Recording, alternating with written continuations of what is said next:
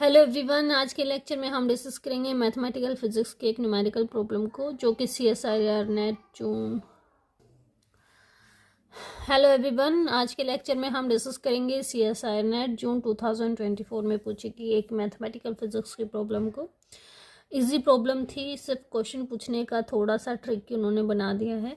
देखिए क्या है, एन एस्ट्रोनोमर जो है वो 500 ऑब्जेक्ट्स को ऑब्जर्व करता है, क्लासीफाई करता है उनको आइदर टाइप ए और टाइप बी। वो फाइंड करता है कि जो टाइप बी के ऑब्जेक्ट्स हैं, टाइप बी ऑब्जेक्ट्स, वो टोटल 148 है। ठीक है, उसने बायनोमियल डिस्ट्रीब्यूशन कंसिडर किया है और आपसे पूछा गया है the best estimation of the fraction of, है ना, फ्रैक्शन वर्ड उसने यहाँ पे यूज कर दिया, fraction of type A object and is associate standard deviation पूछा गया। ठीक है, तो यहाँ पे ये ध्यान रखना था कि उसने फ्रैक्शन वर्ड यहाँ पे यूज किया, स्टैंडर्ड डेविएशन के लिए भी वही आप लेके चलेंगे।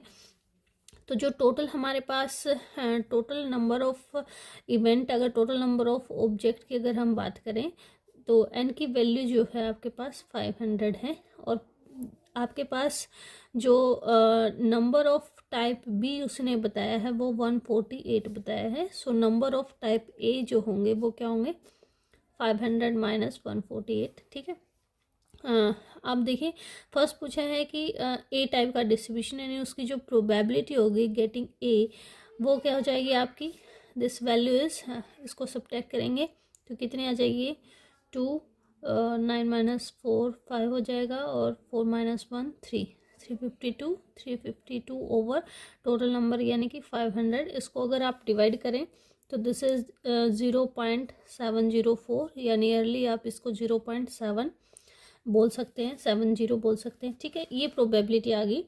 सेकंड उसने पूछा स्टैंडर्ड डेविएशन। तो जो स्टैंडर्ड डेविएशन का फॉर्मूला होता है बायनोमियल डिस्ट्रीब्यूशन में वो होता है NP/Q, जहाँ पे n जो है NP/Q under the root. n जो है वो क्या है, टोटल नंबर ऑफ जो ऑब्जेक्ट होंगे, p सक्सेस की जो प्रोबेबिलिटी होगी, q जो होगी फेलियर की प्रोबेबिलिटी। अब क्योंकि a का पूछा है तो इसको आप मान लेते हैं कि सक्सेस की प्रोबेबिलिटी, उसको p से आपने रिप्रेजेंट कर दिया।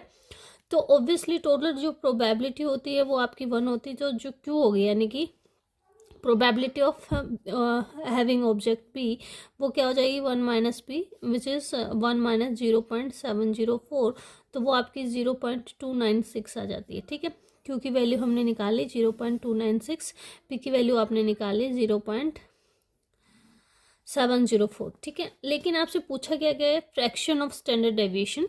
तो फ्रैक्शन ऑफ स्टैंडर्ड डेविएशन जो हो जाएगा वो आ जाएगा √NP/Q डिवाइडेड बाय n, यानी आप इसको लिख सकते हैं this term is PQ divided by n। इसको अगर सोल्व करें P इंटू क्यू यानी 0.704 इंटू 0.296 ओवर 500, इसको अगर सोल्व करते हैं then this fractional standard deviation will be nearly equal to 0.02। ठीक है, तो जो वैल्यू हमारी आती है वो आती है 0.02। So the correct option is option number 2 आपका यहाँ पे क्या आ जाएगा, करेक्ट ऑप्शन हो जाएगा। Thank you.